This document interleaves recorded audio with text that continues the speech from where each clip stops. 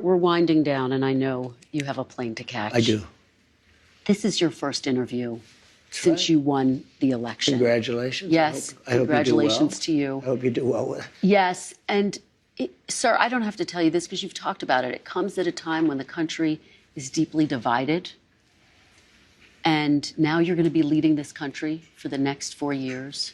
For the sake of unifying this country, will you concede the 2020 election and turn the page on that chapter? No. No. Why would I do that? But let me just tell you, when you say the country is deeply divided, I'm not the president. Joe Biden's the president. But you're going to be the president. No. I'm not the president. So when you say it's deeply divided, I agree. But Biden's the president. I'm not. And he has been a divider. And you know where he divided it more than anything else, and it probably backfired on him, I think definitely, is weaponization. When he weaponized the Justice Department and he went after his political opponent, me, he went after his political opponent violently because he knew he couldn't beat him. And I think it really was a bad thing. And it really divided our country. Sir, Democrats have control of the White House now. They didn't in 2020. If they are going around stealing elections, why when you didn't say they do it Democrats this have time? control now? Of the White House. Yeah. So why didn't they steal this election? Since they have more power now. Because I think it was too big to rig. So you won't... Too big to rig. To the people who say that you're now directing your Justice Department to investigate 2020 and they want to move on. I have very capable. Is that I think Pam is going to be great. Precious resources. By the way, is that what you want them know, to do? Just so you know, I have the right to do that, but I'm not interested in that. Oh, you're not. You're not going to do that. I'm not interested. Okay. I have the absolute right. I'm the chief law enforcement officer. You do know that. I'm the president. But I'm not interested in that. You know what I'm interested in? Drilling and getting prices down and stopping people from pouring into our border that come from prisons and mental institutions. Last two questions here. One of the things that made this campaign unprecedented and extraordinary were the horrific attempts against your life. 2 assassination attempts. Yeah. Do you feel safe going into the White House for the next 4 years? Why? I have confidence in Secret Service. I know the people. I got to know a lot of them, and I have confidence. It was a bad moment. Something shouldn't have happened. But I have a lot of confidence, and they've really stepped it up. They were restricted from giving the... Look, I do a rally, and you were at many of them, and I'd have 50,000 people. Joe would have a rally, and he'd have 30 people. And he had more Secret Service than me. My Secret Service was always asking for more manpower/women power. They were asking for more and more and more, and they couldn't get it. I'm not blaming them, really, because they were always fighting for more people, and they wouldn't get... Now, boy, do we have it. I know it was hard on your entire family. What can people expect from the First Lady in this second administration? What role will she play? She obviously had her Be Best campaign. She's very liked, loved, and she's very respected. And she's a very solid person. And she devotes a lot of time to helping children. You know what she does. And she's got her Be Best deal that is incredible what she's done. The one thing I say, whether it's First Lady or my children did such a good job, and they were treated very badly by the press and others. Ivanka was unbelievable what she did, and she all she wanted to do is one thing: get people jobs. She could have been the UN secretary. I said to her, she would have been unbelievable. She's got the whole package for that, including right up there. She's as smart as she didn't want. She said, "Daddy, I want to work on getting people jobs." You know, she'd go to Walmart, she'd go to X such a. She produced millions of jobs for people. Not glamorous. Most people didn't know she did it. And she was always being excoriated. And I said to my kids, don't come in. Don't come in. It's just... You said to them, don't come in. I said to them, yeah. But will you miss having them there? Will it feel different? They were your top advisors. I'll tell you what, I'll miss them, and they're really competent. But I say, just go have fun, do your business, do whatever you want to do. But don't come in. Because no matter what they did such a great job. Although I have to say, Lara did a phenomenal job as the head of the Republican National Committee, along with Michael. What will the First Lady's role be, do you think? Will she continue her Be Best campaign? She's a very elegant First Lady.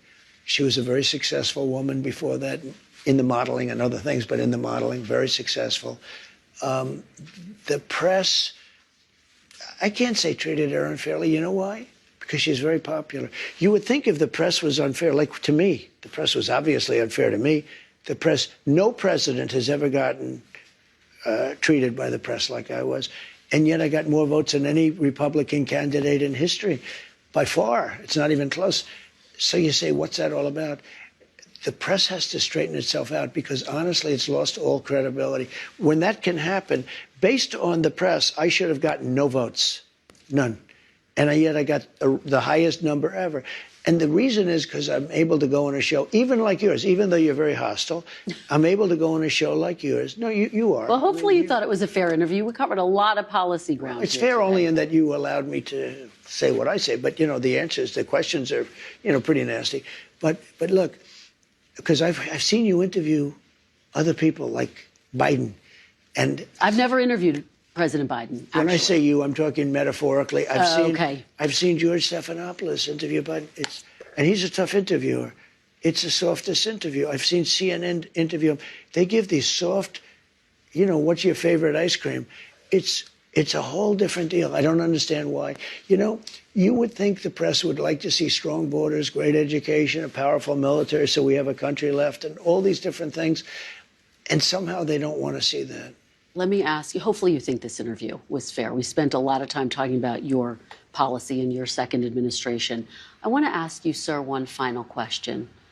What do you want to say to Americans who didn't support you in this campaign? I'm going to treat you every bit as well as I have treated the greatest MAGA supporters. There's never been anything like MAGA in the history of this country. These people are so dedicated to making America great again. It's very simple. And I'm going to treat them just the same as I treat MAGA. We're going to treat everybody good. We want success for our country. We want safety for our country. You know, our country is under threat, as you know. We have a tremendous threat militarily because of the power of weapons and weaponry. It's a tremendous threat. Nobody talks about it, but it's a tremendous threat. I want to treat everybody the same. I want to treat them well.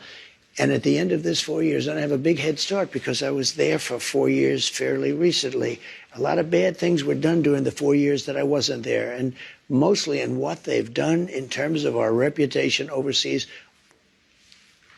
Our reputation is so bad, so shot. I got to bring it back, and I also have to bring back civilization to our country. Our country is a crime pot. And we have to get rid of crime. We have so many things to do.